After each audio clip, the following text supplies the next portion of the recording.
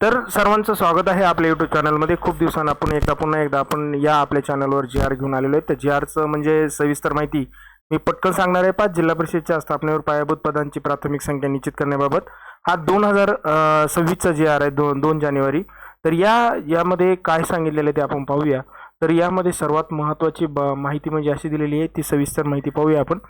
तर यामध्ये शासन निर्णय शालेय शिक्षण क्रीडा विभाग TNT 2 दिनांक 26/11/19 नुसार आणि 15/3/24 नुसार शासन निर्णय. यामध्ये शालेय शिक्षण व क्रीडा विभाग यामध्ये 8/10/2024 नुसार एक शासन निर्णय आहे. यामध्ये शासन निर्णय शालेय शिक्षण व क्रीडा विभाग केंद्रीय प्रशाला यांच्यामार्फत 21/8/2025 एक शासन निर्णय. यामध्ये सांगायचा उद्देश म्हणजे इथं 4860 पदं समूह साधन समूह केंद्र आशीर्वाद केलेले आहेत. तर 4860 पदांचा समावेश असलेला संवर्ग नवीन निर्माण झालेला आहे, तो म्हणजे क्रीडा शिक्षक यासाठी नेमणूक झालेली आहे. म्हणजे जिथं जिथं एक साधन समूह असेल तिथे तिथे एक क्रीडा शिक्षक कायम राहणार आहे.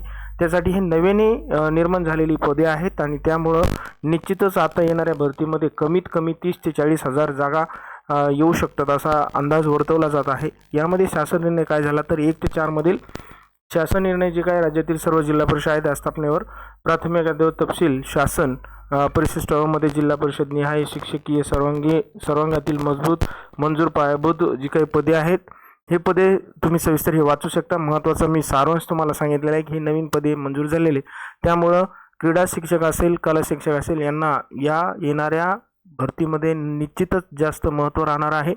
आणि आता यांची पदे ही कशाद्वारे भरली जातील ते आता येणारा जो काळ आहे तो सांगेल, कारण ही पदे कसे भरायची ही अजून सांगितलेलं नाही आहे.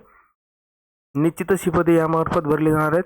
तर तुम्हाला हा जी आर पूर्णपणे पाहिजे असेल तर याच्यामध्ये सर्व PDF आहे, ज्यामध्ये प्रत्येक जिल्ह्यावाईज या केंद्रीय संवर्गासाठी जी काही दिव्यांग आहे किंवा साधन समूह केंद्राची संख्या आहे त्यानुसार विशेष शिक्षकांची जी भरती आहे ती कशा पद्धतीने केलेली आहे तर तुम्ही इथं स्क्रीनशॉट काढून किंवा व्हिडिओ थांबवून तुम्ही पाहू शकता.